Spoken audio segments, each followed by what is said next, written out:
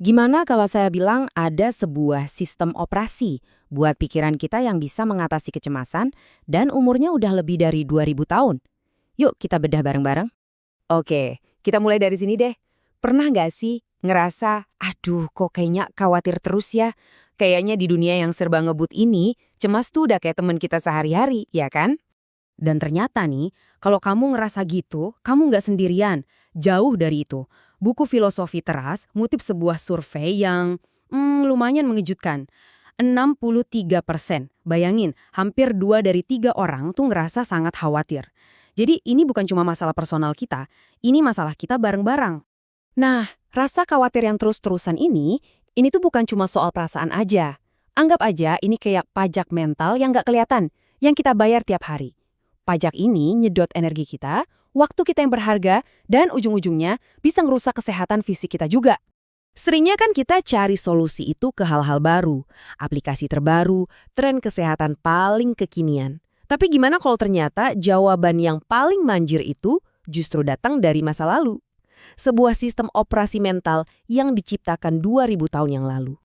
Jadi, lebih dari 2 milenium lalu, ada sebuah aliran filosofi Yunani Romawi namanya Stoicisme.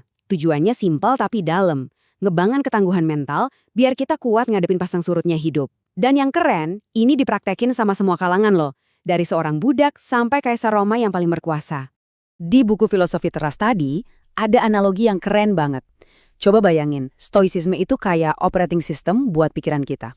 OS yang stabil, efisien, yang bikin semua aplikasi hidup kita, kerjaan, hubungan, mimpi-mimpi kita, semuanya jalan lancar, nggak nge-lag, nggak nge-crash. Oke, jadi apa sih rahasianya OS kuno ini? Semuanya itu intinya cuma satu ide. Sederhana banget, tapi dampaknya, wah, bisa mengubah segalanya. Namanya dikotomi kendali. Intinya tuh gini, kita pasang filter di pikiran kita. Filter ini tugasnya simpel, cuma misahin dua hal. Satu, apa yang bisa kita kendalikan, kayak pikiran kita, usaha kita, tindakan kita. Dua, apa yang sama sekali nggak bisa kita kendalikan. Nah, ketenangan itu datangnya dari mana? Dari fokus ke hal yang pertama, bukan pusing mikirin hal yang kedua. Karena, coba deh pikirin, sumber cemas kita itu seringnya ya ini. Kita buang-buang energi buat hal-hal yang di luar kendali kita. Kita stres karena macet, padahal yang bisa kita kontrol ya cuma setelan musik di mobil. Kita ngeluhin cuaca, padahal yang bisa kita lakuin ya cuma bawa payung. Nangkep kan maksudnya? Oke, ini konsepnya kedengeran bagus ya di atas kertas, tapi gimana cara pakainya di tengah ruwetnya kehidupan sehari-hari? Nah sekarang, ayo kita lihat gimana filter ini beneran bisa bekerja di situasi nyata. Contoh paling gampang, media sosial. Kita kan nggak bisa ngontrol orang lain mau posting apa, tapi kita punya kendali 100% atas reaksi kita. Siapa yang mau kita follow, berapa lama kita mau scroll. Nah, disitulah letak kekuatan kita sebenarnya. Logika yang sama persis berlaku buat medan perang berita politik. Daripada kita ikut ke bawah arus, marah-marah, dan hoax yang nggak bisa kita apa-apain, mending fokus ke satu-satunya hal yang beneran punya kita. Karakter dan tindakan kita sendiri. Itu cara paling ampuh buat jaga kewarasan.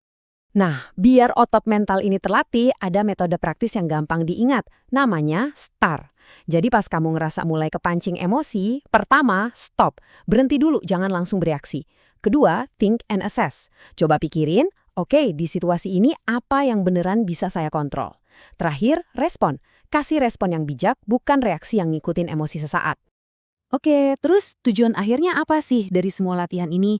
Jadi robot tanpa emosi gitu? Bukan sama sekali. Justru kebalikannya. Tujuannya itu buat mencapai kondisi yang disebut apatheia. Ini bukan berarti jadi apatis atau nggak peduli ya.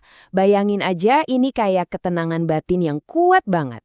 Pikiran kita jadi jernih, nggak lagi diombang-ambing sama emosi-emosi negatif yang rusak kayak marah atau iri.